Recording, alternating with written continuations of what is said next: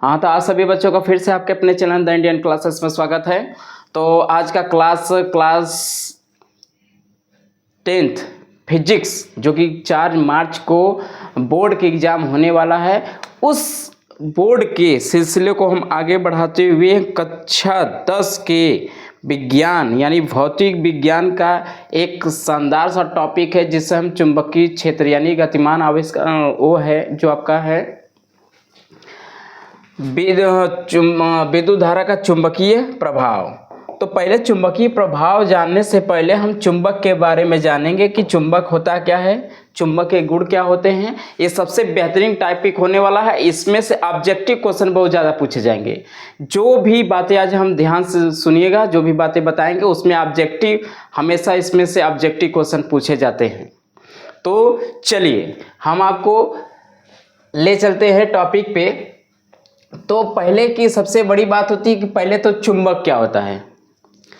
तो पहले क्या है, चुंबक क्या होता है। तो चुंबक वे पदार्थ होते हैं जो लौह पदार्थ जैसे लोहा, निकेल, कोबाल्ट आदि को अपनी ओर आकर्षित करते हैं। क्या कहलाते हैं? चुंबक कहलाते हैं। बात ध्यान से रखिएगा। चुंबक वे पदार्थ होते हैं जो लौह पदार्थ यानी लोहे के पदार्थों के जैसे हो गया निकेल हो गया, कोबाल्ट हो गया और लोहा हो गया, निकेल, कोबाल्ट आदि की अपनी ओर क्या करेगा, आकर्षित करता है। तो जो पदार्थ आकर्षित करता है उसे हम क्या कहते हैं, चुंबक। ये ध्यान से सुनिएगा, टॉपिक नोट करिएगा, फिर आगे चलते हैं। फिर अगला बात है चुंबक के प्रकार। तो चुंबक मुख्यतः 2 प्रकार के होते हैं। देखिए, एक होता है प्राकृतिक चुंबक और एक होता है कृत्रिम चुंबक। तो प्राकृतिक चुंबक जो कि आपकी प्रकृति में स्वतंत्र अवस्था में पाई जाती है उन्हें हम प्राकृतिक चुंबक कहते हैं। और होता है कृत्रिम चुंबक यानी मानव अपने सुविधा के अनुसार चुंबक का निर्माण करते हैं, उसे हम क्या कहते हैं, मानव निर्मित चुंबक या कृत्रिम चुंबक। तो चुंबक तो आप जान गए कि चुंबक वे पदार्थ होते हैं जो लौह पदार्थों को अपनी ओर आकर्षित करते हैं, चुंबक कहलाते हैं। और चुंबक मुख्यतः 2 प्रकार के होते हैं, प्राकृतिक चुंबक और कृत्रिम चुंबक। प्राकृतिक चुंबक वे चुंबक कहलाते हैं जो प्रकृति में स्वतंत्र अवस्था में पाए जाते हैं। और एक होता है कृत्रिम चुंबक जो मानव अपने से निर्माण करते हैं, अपनी सुविधाओं अपने जरूरतों के हिसाब से चुंबक का निर्माण करते हैं, उसे हम क्या कहते हैं, कृत्रिम चुंबक कहते हैं। अब कृत्रिम चुंबक भी मुख्य 2 प्रकार के होते हैं। एक दंड चुंबक होता है, एक नाल चुंबक होता है। दंड चुंबक आपका सीधा होता है, नाल चुंबक आपका ऐसे होता है घोड़े की नाल की तरह, इसीलिए हॉर्स मैग्नेट भी कहते हैं, इसको बार मैग्नेट कहते हैं, इसको हॉर्स मैग्नेट भी कहते हैं। तो चलिए कुछ तथ्य बात जान लेते हैं प्राकृतिक चुंबक के बारे में। तो प्राकृतिक चुंबक स्वतंत्र अवस्था में पाए जाते हैं। ये जो प्राकृतिक चुंबक होते हैं वो प्रकृति में स्वतंत्र अवस्था में पाए जाते हैं, लेकिन जो इनका आकार निश्चित नहीं होता। अभी देखिएगा, ये जो पत्थर होते हैं प्रकृति में, पत्थर तो हमेशा बिना साइज के रखे होते हैं, तो इनका आकार और आकृति निश्चित नहीं होता है। ये होती है प्राकृतिक चुंबक की कहानी। यदि पहले तो ये प्रकृति में स्वतंत्र अवस्था में पाए जाते हैं और इनका आकृति और आकार निश्चित नहीं होता है, और इसकी आकर्षण क्षमता भी क्या होती, बहुत कम होती है।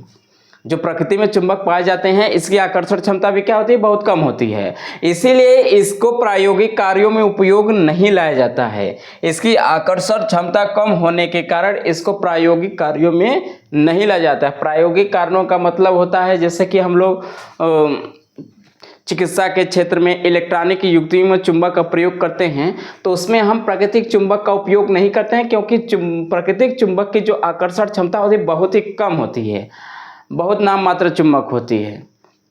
इसलिए उसको हम प्रायोगिक कार्यों में या किसी भी इलेक्ट्रॉनिक युक्तियों में उसका उपयोग नहीं करते हैं। बात करते हैं कृत्रिम चुंबक की। तो कृत्रिम चुंबक भी आपके देखिएगा, कृत्रिम चुंबक में ये मानव निर्मित चुंबक होते हैं। ये कौन बनाता है, मानव बनाता है। इसे हम मानव निर्मित चुंबक कहते हैं। आकार और आकृति निश्चित होती है। मानव अपनी सुविधाओं के अनुसार जिस आकार और जिस आकृति का चुंबक चाहिए वह उस आकृति और आकार का चुंबक बना सकता है, और यह होता है मानव निर्मित चुंबक। अब मानव निर्मित चुंबक की आकर्षण क्षमता भी अधिक होती है। अब देखिएगा, मानव बना रहे तो अपनी ज़रूरत के हिसाब से उसमें आकर्षण क्षमता यानी किसी भी चीज़ को आकर्षित करने की क्षमता को अपने अनुसार उसमें लगाते हैं, इसीलिए इसकी आकर्षण क्षमता भी क्या होती है, ज़्यादा होती है। और आकर्षण क्षमता अपनी आवश्यकता अनुसार डालने के वजह इसको हम प्रायोगिक कार्यों में भी उपयोग कर लेते हैं। प्रायोगिक कार्य का मतलब होता है चिकित्सा के क्षेत्र में, इलेक्ट्रॉनिक युक्तियों में इसका क्या करते हैं, उपयोग करते हैं। किसका, हम कृत्रिम चुंबक यानी मानव निर्मित चुंबक का हम क्या करते हैं, उपयोग करते हैं। तो चलिए आगे बढ़ते हैं। अब दंड चुंबक और होता है नाल चुंबक, ये होती है चुंबक के बारे में कहानी। तो चुंबक के बारे में कुछ और तथ्य की बात करते हैं। जैसे बात करते हैं चुंबक के ध्रुव, जानते हैं कोई चुंबक है तो उसके ध्रुव होंगे, और चुंबक के ध्रुव होंगे तो देखिएगा चुंबक के ध्रुव पहले किसको कहते हैं, तो देखिएगा आपका जो चुंबक होता है बार चुंबक कुछ इस टाइप का होता है, जिससे हम इसमें एक होता है नॉर्थ और एक होता है साउथ पोल। तो पहले हम बात करते हैं कि इसमें ध्रुव किसे कहते हैं। चुंबक का वह क्षेत्र जहां पर चुंबक की आकर्षण क्षमता सबसे ज़्यादा होती है उसे चुंबक का ध्रुव कहते हैं। और कभी भी देखिएगा अगर हम मान लीजिए कोई भी चुंबक लेके, दंड चुंबक आप अपने घर पे भी प्रयोग कर सकते हैं कि अगर मान लीजिए कोई चुंबक है, अगर किसी भी लोहे के टुकड़ों को अगर उसके ऊपर रखेंगे तो तीनों किनारों पर आके चिपक जाएगा, इस पे इधर किनारों पर चिपकेगा, इधर चमकेगा। तो जिधर आकर्षण क्षमता सबसे अधिक होती है उन्हीं को हम क्या कहते हैं, ध्रुव, और ये ध्रुव कहते हैं। और ये ध्रुव ऐसा क्यों होता है इसके बारे में हम फिर बताएंगे आगे चल के। तो बस ये जान लीजिए कि चुंबक के क्या होते हैं, ध्रुव कहलाते हैं। अच्छा, तो ये ध्रुव को देखिएगा, इसको आगे वाले को क्या कहते हैं, उत्तरी ध्रुव यानी नॉर्थ, उत्तरी ध्रुव, और इसको कहते हैं दक्षिणी ध्रुव, उत्तरी ध्रुव, और ये होता है साउथ पोल, दक्षिणी ध्रुव। तो कोई भी चुंबक होता है उसमें दो ध्रुव होते हैं, एक होता है उत्तरी ध्रुव और एक होता है दक्षिणी ध्रुव। और उत्तरी ध्रुव को कहते हैं नॉर्थ पोल और इसको कहते हैं साउथ पोल। अब बात ध्यान से सुनिएगा, और नॉर्थ और साउथ पोल हो गया। तो अब इसमें कुछ कहानियाँ होती है चुंबक के।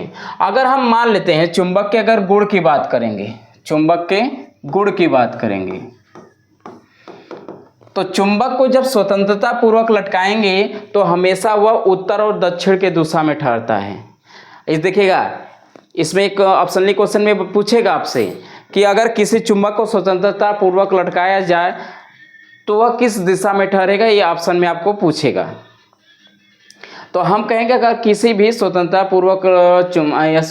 पूर्वक चुंबक को लटकाने पर वह सीधे उत्तरी और दक्षिणी दिशा में ठहरता है। और इसमें उत्तरी और दक्षिणी दिशा में ठहरने का जो रीजन है वह यह है कि कुछ वैज्ञानिकों का मत था। अब इसमें जब भी स्वतंत्रता पूर्वक अगर किसी से आपको अपने घर पे भी प्रयोग करना है तो आप आसानी से प्रयोग कर सकते हैं कि अगर एक चुंबक लीजिएगा, उसको धागे से बढ़िया से एकदम घर्षण रहित धागा होना चाहिए, नॉर्मल नहीं कि बहुत ज़्यादा कड़ा, नॉर्मल धागे से सीधा उसको बांध के लटका देंगे तो कितने भी नचा के अगर उसको हम छोड़ेंगे तो सदैव अगर ठहरेगा तो वह उत्तरी और दक्षिणी दिशा में ठहरेगा। और इसका सबसे बड़ा रीजन ठहरने का वैज्ञानिकों में ये बात हुई कि अगर मान लीजिए ये ठहर रहा है तो ये इसी दिशा में क्यों ठहर रहा है, किसी और दिशा में क्यों नहीं ठहरा, पूर्व पश्चिम नहीं है।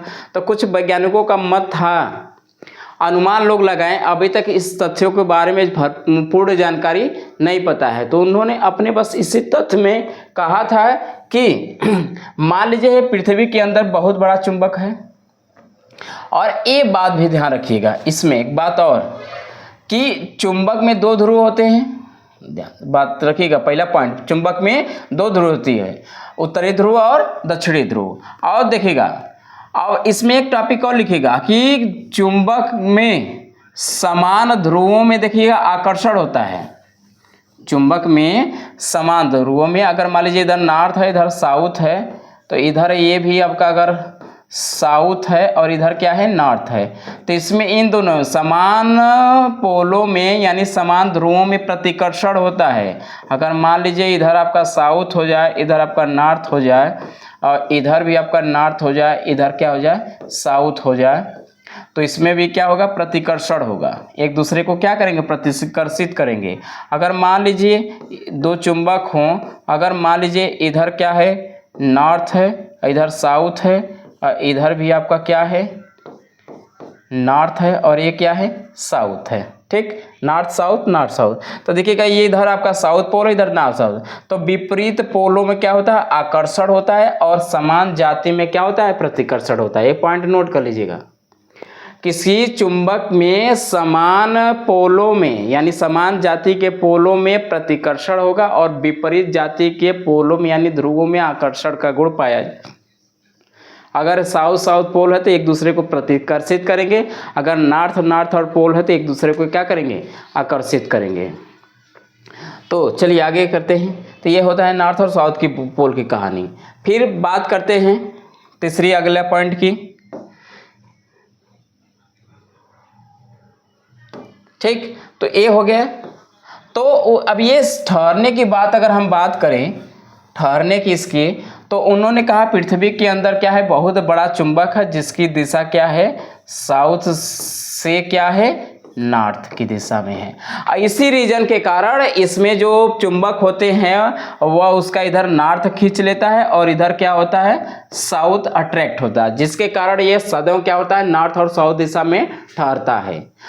कुछ वैज्ञानिकों का मत है कि पृथ्वी के अंदर क्या है, बहुत बड़ा चुंबक है जिसकी दिशा साउथ से नॉर्थ है, और हम जानते हैं कि विपरीत पोलों में आकर्षण होता है, तो ये साउथ वाला नॉर्थ को आकर्षित कर लेगा और नॉर्थ वाला साउथ को आकर्षित कर लेगा, जिससे हमारा जो चुंबक होगा नॉर्थ और साउथ दिशा में क्या हो जाएगा, ठहर जाएगा। ये तो मान लीजिए फैक्ट है कि सही बात है, पोल के आकर्षण हो सकता है। लेकिन जब कुछ वैज्ञानिक ने अपना मत दिया कि पृथ्वी के अंदर मान लीजिए अगर चुंबक होता, तो जब चुंबक का एक ऐसा भी गुण है कि अगर उसको हम टेम्परेचर देंगे, बहुत ज़्यादा टेम्परेचर देंगे, तो उसका जो चुंबकत्व होता है वो नष्ट हो जाता है। और जानते हैं कि पृथ्वी के अंदर इतनी ज़्यादा गर्मी है, भूतल के अंदर इतनी गर्मी है, जिससे पेट्रोल डीजल कोयला इतनी गर्मी के कारण पिघल के सब क्या होते हैं, तरल पदार्थ बने हैं। अगर मान लीजिए पृथ्वी के अंदर ये चुंबक रहा भी होता, तो पृथ्वी की इस गर्मी के कारण पृथ्वी का चुंबकत्व नष्ट हो जाता। उन्होंने कुछ वैज्ञानिकों ने इसका विरोध किया। कुछ वैज्ञानिक अपना मत दिया कि अंदर चुंबक है, और कुछ वैज्ञानिक अपना मत, मान लीजिए चुंबक होगा तो पृथ्वी की गर्मी के कारण उसका क्या हो जाएगा, चुंबकत्व नष्ट हो गया, और जब चुंबकत्व नष्ट होता है तो उसे भंगुर चुंबक कहते हैं। तो ये मत था उनका। तो अभी तक इसका एक्चुअल डाटा हम लोगों को नहीं मिल पाया है कि ये चुंबक होता है वो नॉर्थ और साउथ दिशा में ही क्यों ठहरता है। तो बस इतनी जानकारी रखिए कि कोई स्वतंत्रता पूर्वक अगर लटकाया जाएगा तो यह नॉर्थ और साउथ दिशा में क्या होगा, ठहरेगा। फिर अगले पॉइंट की बात करते हैं। अगर मान लीजिए देखिएगा, अगर आपके पास दिमाग में अगर ये बात होगी कि अगर मान लीजिए बहुत बड़ा चुंबक है, तो इसका अगर ये नॉर्थ सिरा है और ये साउथ सिरा है, अगर इसको बीच से हम अगर काट दें तो क्या इसके पोल ऐसे हो जाएंगे, तो केवल इधर आपका क्या बचेगा, नॉर्थ बचेगा, और इस वाले में क्या बचेगा, केवल साउथ बचेगा। क्या ऐसा कंडीशन हो सकता है? बीच से काट दिए तो ये इधर ये नॉर्थ हो गया, इधर साउथ हो गया, ये दोनों क्या हो जाएंगे खाली, ऐसा हो सकता है? नहीं, क्योंकि किसी भी चुंबक के एकल ध्रुव का कोई अस्तित्व नहीं है। यानी अगर किसी चुंबक को चाहे जितने छोटे टुकड़े में अगर काट देंगे तो उसमें चुंबक के दो ध्रुव होंगे, चाहे उसको एकदम पीस के अणु ही क्यों ना बना दीजिए और उसका एक छोटा सा पार्टिकल लेंगे तो उसमें भी दो ध्रुव पाया जाएगा। तो अतः किसी भी चुंबक के एकल ध्रुव का कोई अस्तित्व नहीं है। अब बात करते हैं यहाँ, जैसे मान लीजिए कोई क्या बनता है, अगर मान लीजिए कोई, हम लोग जानते हैं कोई पदार्थ बनता है तो छोटे छोटे अणुओं से मिलकर बनता है, उसी तरह एक चुंबक बनता है तो ये छोटे छोटे चुंबकों से मिलकर बनता है। मान लीजिए एक चुंबक ये है, एक चुंबक ये है, एक चुंबक ये है, इसी तरह ये छोटे छोटे चुंबकों से क्या किया, मिलकर बना। इधर नॉर्थ साउथ है, इधर नॉर्थ साउथ, इधर भी आपका नॉर्थ साउथ, इधर भी आपका नॉर्थ साउथ, इधर भी नॉर्थ साउथ। ठीक इसी तरह इसको जब काटेंगे यहाँ से तो देखिएगा फिर इसमें अब क्या नॉर्थ और साउथ बन जाएंगे। और ये अंदर रहता है, तो जब अंदर रहता है तो इसके नॉर्थ और साउथ एक दूसरे को न्यूट्रलाइज करते हैं, जिसके अंदर ये सटे रहते हैं। तो अंदर वाले के जो होता है एक दूसरे से उदासीन किए रहते हैं। तो केवल हमारा देखिएगा नॉर्थ सिरा, अब देखिएगा अंदर जितने भी पार्टिकल अगर यहाँ भी अगर लेंगे तो यहाँ भी अगर ये नॉर्थ और साउथ होगा तो देखिएगा अंदर वाले सब अब एक दूसरे को उदासीन कर देंगे, तो इसमें चुंबक का अस्तित्व नहीं रह पाता है, चुंबकीय क्षेत्र नहीं बनता है। तो केवल इस चुंबक के किनारों वाला क्षेत्र बचा रहता है, इधर साउथ वाला क्षेत्र बचा रहता है। इसीलिए किनारों पर आकर्षण की क्षमता क्या होती है, सबसे ज़्यादा होती है, और चुंबकीय क्षेत्र क्या होता है, सबसे ज़्यादा होता है। और बात इसमें फैक्ट बात देखिएगा, और देखिएगा अगर हम मान लीजिए चुंबक है, एक चुंबक है, तो इसमें से एक काल्पनिक रेखाएं गुजरेंगी। तो इसमें एक बात पूछा, चुंबकीय बल रेखाएं, तो चुंबकीय बल रेखाएं क्या होती है, चुंबकीय बल रेखाएं, चुंबकीय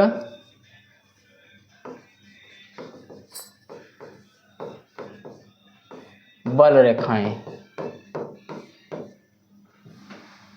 चुंबकीय बल रेखाएं।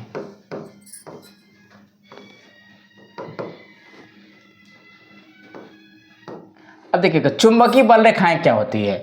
मान लीजिए एक चुंबक होता है, तो इसमें से एक बल रेखा है, अगर ये नॉर्थ सिरा है, इधर साउथ सिरा है, तो इसमें से ये चुंबकीय बल रेखाएं निकलकर साउथ में, देखिए नॉर्थ से निकलकर, और चुंबकीय क्षेत्र में देखिए दिशा होता है, और ये दिशा हमेशा होता है नॉर्थ से साउथ की तरफ। इस तरह ये इसमें से चुंबकीय बल रेखाएं ऐसे निकलकर क्या करती है, ऐसे ऐसे अनंत से होकर यह क्या करती, अंदर जाती है ऐसे।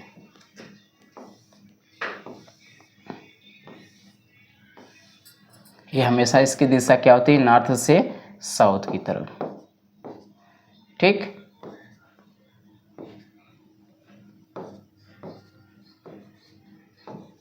ये क्या होता है, चुंबकीय बल रेखाएं। तो चुंबकीय बल रेखाएं वे बल रेखाएं होती हैं जो उस चुंबकीय क्षेत्र का अविरत रूप से क्या होती है, प्रदर्शन करती है।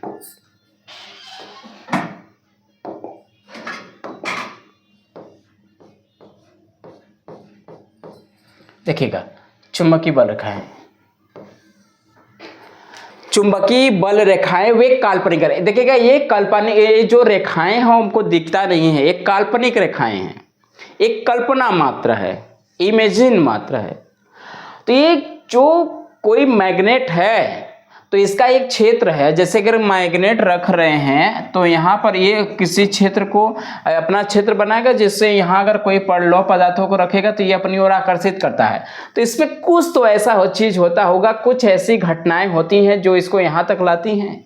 तो ये जो मैग्नेट को पार्टिकल इधर खींचता है, तो उसका जो सबसे बड़ा रोल होता है इन्हीं बल रेखाओं का होता है। जहां तक ये बल रेखाएं विस्तारित होंगी वहां तक ये एक अपना ये क्षेत्र बनाएगा, जिसे हम लोग चुंबकीय क्षेत्र के नाम से जानते हैं। तो ये जो किसी भी लौह पदार्थों को आकर्षित करने का जो सबसे बड़ा रोल होता है इन्हीं बल रेखाओं का होता है। तो अब ये जो बल रेखाएं होती हैं वो एक काल्पनिक रेखाएं होती है, एक कल्पना मात्र होता है, ये हमको दिखता नहीं है। अगर आपको देखना है तो एक मैग्नेट ले लीजिए और उसको एक बढ़िया सा इस कागज़ के एक प्लेन कागज़ पे उसको बार मैग्नेट को रख कर, वो जो लोहे की बुराद होती है, जो महीन महीन टुकड़े होते हो, वो चारों तरफ उस पर छीट के अगर उस मेज को वाइब्रेट कराएंगे तो कुछ इस तरह के जो आपके बुरादे हो गए लोहे के, कुछ इस क्रम में क्या होते हैं, फैल जाते हैं, जिससे हम उस बल रेखाओं का अनुभव कर सकते हैं कि कुछ बल रेखाएं ऐसे होंगी। क्योंकि चुंबक क्या होता है, सदिश राशि होती है, क्योंकि इसमें बल होता है, और बल होता है नॉर्थ से साउथ दिशा में। आपका ऑब्जेक्टिव क्वेश्चन ये भी करता है कि चुंबकीय बल रेखाओं की दिशा क्या होती है, तो आप सीधा कहिए कि उत्तरी ध्रुव से दक्षिणी ध्रुव की ओर। चुंबकीय बल रेखाओं की दिशा क्या होती है, उत्तरी ध्रुव से दक्षिणी ध्रुव की ओर। तो ये जो अब इसके अगर चुंबकीय बल रेखाओं की परिभाषा पूछेगा तो हम कह सकते हैं क्या, वे काल्पनिक रेखाएं, वे काल्पनिक रेखाएं, रेखाएं जो किसी चुंबक के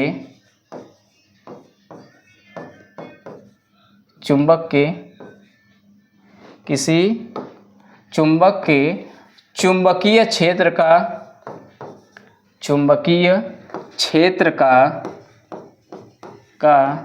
अविरत रूप से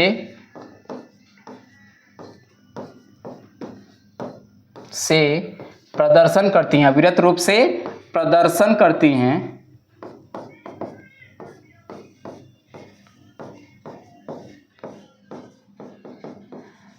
चुंबकीय बल रेखाएं कहलाती है, चुंबकीय बल रेखाएं कहलाती हैं, बल रेखाएं कहलाती हैं।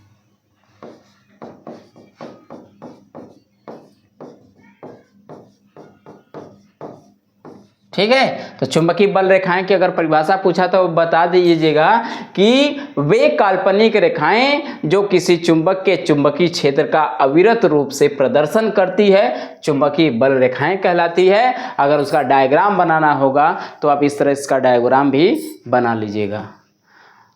और इससे देखिएगा एक काल्पनिक रेखाएं हैं।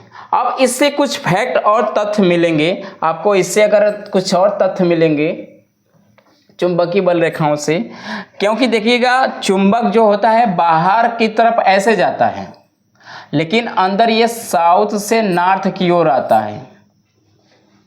तो एक अलग सा पॉइंट बनता है कि चुंबकीय बल रेखाएं बंद वक्र का निर्माण करती है। ये जो चुंबकीय बल रेखाएं होती हैं, चुंबकीय बल रेखाएं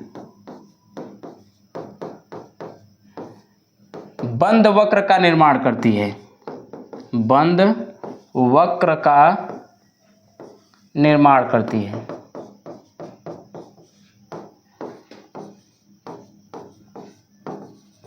बंद वक्र का मतलब देखिएगा ये सीधा ऐसे जाएगा, इससे बंद रहेगा, तो इसे हम कहते हैं बंद वक्र।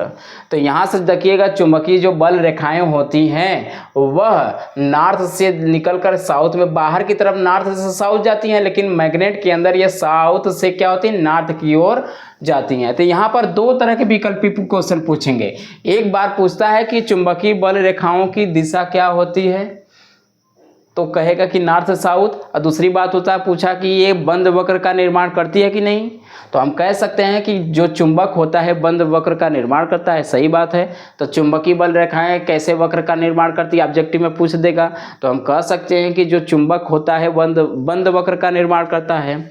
और ये भी कह देगा कि चुंबकीय बल रेखाओं की दिशा चुंबक के अंदर क्या होती है, तो हम सीधी सी बात बताएंगे कि चुंबक के बाहर नॉर्थ से साउथ दिशा में होती है और चुंबक के अंदर साउथ से नॉर्थ की ओर होती है।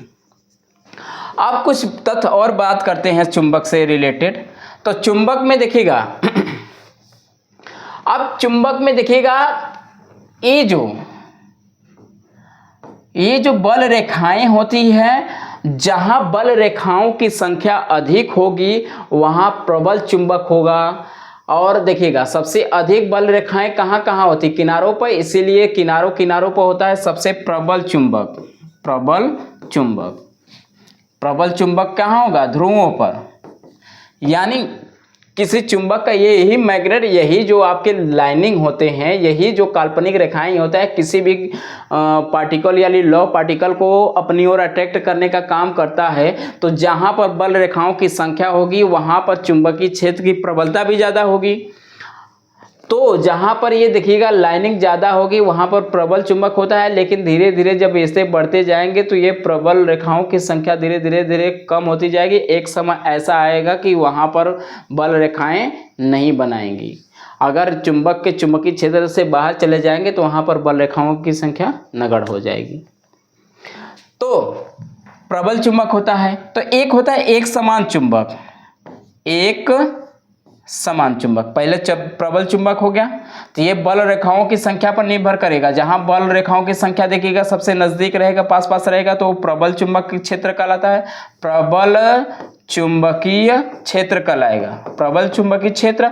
और जहां पर बल रेखाओं की संख्या बहुत दूर होगी उसे कहेंगे दुर्बल चुंबकीय क्षेत्र, दुर्बल चुंबकीय क्षेत्र। प्रबल चुंबकीय क्षेत्र और दुर्बल चुंबकीय क्षेत्र।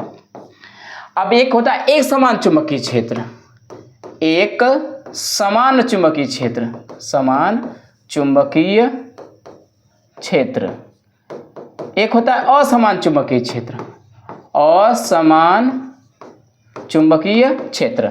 एक समान चुंबकीय क्षेत्र का मतलब जहां पर ये बल रेखाओं की संख्या समान होगी, एकदम समान समान दूरी पर होगा, तो उस पूरे क्षेत्र को हम एक समान चुंबकीय क्षेत्र कहेंगे। जहां बल रेखाओं की संख्या घटती बढ़ती जाएगी, उस क्षेत्र को कहेंगे असमान चुंबकीय क्षेत्र। क्लियर हुआ? तो चुंबक के बारे में इतनी कहानी आप तक पहुंचाई हमने, और इस टॉपिक को आपको अच्छा लगा तो वीडियो को लाइक, सब्सक्राइब और शेयर करना ना भूलिए। ये बहुत ही लाजवाब टॉपिक है आपके यूपी बोर्ड एग्जाम 2025 से रिलेटेड। तो सभी पॉइंटों को अच्छे से अध्ययन करिएगा, क्योंकि इस समय इसी तरह बीच बीच से उठाकर आपका ऑब्जेक्टिव क्वेश्चन बनाया जाता है। तो जब किसी भी टॉपिक को जब से अच्छे से नहीं समझेंगे, उस पर अध्ययन नहीं करेंगे, उस पर अमल नहीं करेंगे, तब तक ऑब्जेक्टिव क्वेश्चन आपको एक भी नहीं आएगा।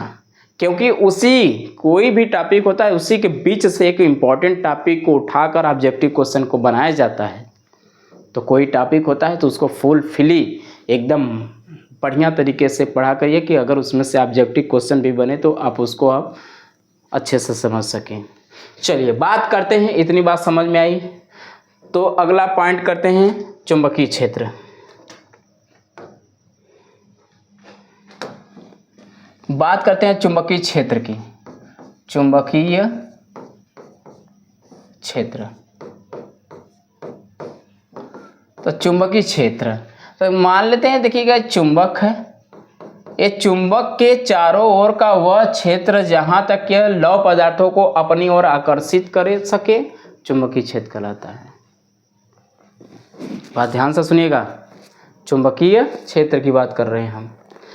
किसी भी चुंबक के चारों ओर का वह क्षेत्र जहां तक यह लौह पदार्थों को आकर्षित कर सके, चुंबकीय क्षेत्र कहलाता है।